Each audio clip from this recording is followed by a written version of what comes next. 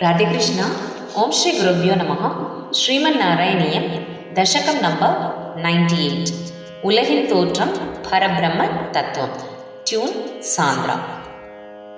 யஸ்மின் ஏதத்விபாதம் யத இதமபவத் ஏன சேதம் யஏதத் யோஸ்மாதுத்தீர்ண ரூபः கலு சகலமிதம் பாசிதம் யஸ்ய பாசா யோ வாசாம் தூர தூரே புனரபி மனசாம் யஸ்ய தேவா முனீந்திராः நோ வேத்யுಸ್ತತ್ವರೂಪಂ கிமு புனரபரே कृष्ण तस्मै नमस्ते. श्री गुरुवायूरप्पा चरणं. जन्मातो कर्म नाम स्फुटमिग गुणदोषादिकं वानयस्मिन् लोकानामुदयेय स्वयमनुभजते तानि मायानुसारी बिप्रच्छक्तिरूपोऽपि च बहुधररूपो वभात्यद्भुतात्मा तस्मै कल्वल्यदाम्ने पररसपरिपूर्णाय विष्णो नमस्ते. श्री गुरुवायूरप्पा चरणं. नो तिर्यञ्चं न मर्त्यं न च सुरमसुरं न स्त्रियं नो पुमांसं न द्रव्यं कर्म जातिं गुणमपि सदसद्वापि ते रूपमागुः.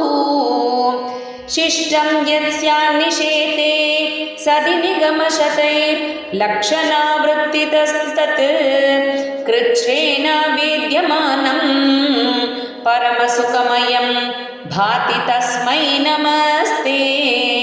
श्री गुरुवायूरप्पा चरणं. मायायां बिम्बितस्त्वं सृजसि मगतहङ्कार तन्मात्रभेदैः भूतग्रामेन्द्रियाध्यैरपि सकल जगत् स्वप्नसङ्कल्पकल्पं भूयः संहृत्य सर्वं कमट इव पतान्यात्मना कालशक्त्या गम्भीरे जायमाने तमसि विधिमिरो भासि तस्मै नमस्ते. श्री गुरुवायूरप्पा चरणं. शब्दब्रह्मेति कर्मेत्यनुरिति भगवन् कालयिध्यालपन्ति त्वामेकं विश्वहेतुं सकलमयतया सर्वदा कल्प्यमानं वेदान्तैर्यत्तु गीतं पुरुषपरचितात्माभिदं तत्तु तत्त्वं प्रेक्षामात्रेण मूल प्रकृतिविकृतिकृत् कृष्ण तस्मै नमस्ते. श्री गुरुवायूरप्पा चरणं. सत्त्वेन सत्तया वा न च खलु सदसत्त्वेन निर्वाच्य रूपा दत्तेया सावविद्या गुणपणिमदिव विश्वदृश्यावभासम् विद्या त्वं सैव याता श्रुतिवचनलवैर् यत्कृपास्यन्धलाभे संसारारण्यसत्य दृढन परश्रुतामेति तस्मै नमस्ते. श्री गुरुवायूरप्पा चरणं.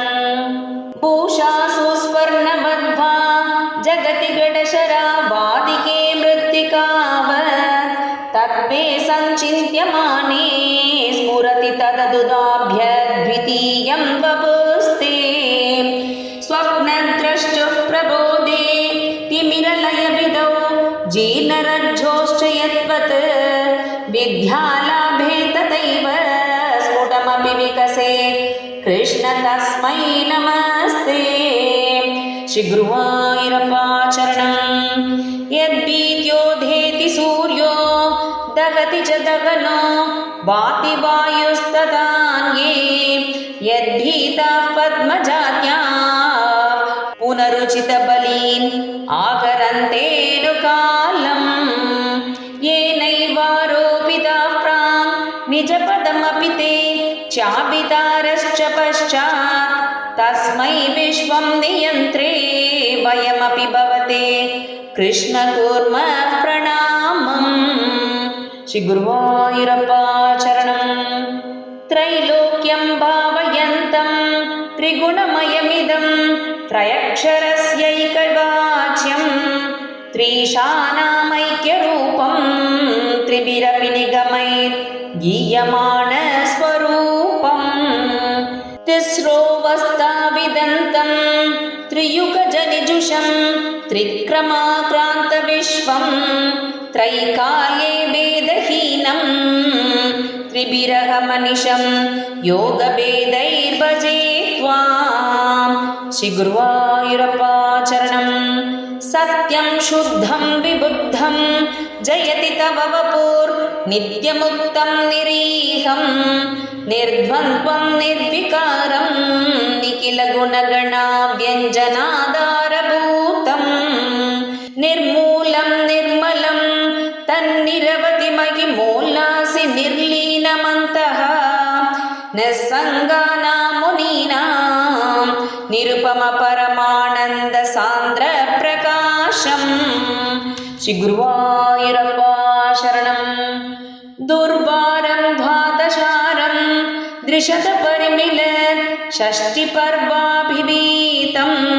सम्भ्राम्यद्क्रूरवेगं क्षणमणुजगदाचित्यसन्धावमानम् चक्रं ते कालरूपं व्यदयतु नतु मां त्वत्पदैकावलम्बं विष्णो कारुण्यसिन्धो पवनपुरपते पाहि सर्वामयोगात् विष्णो कारुण्यसिन्धो पवनपुरपते पाहि सर्वामयोगात्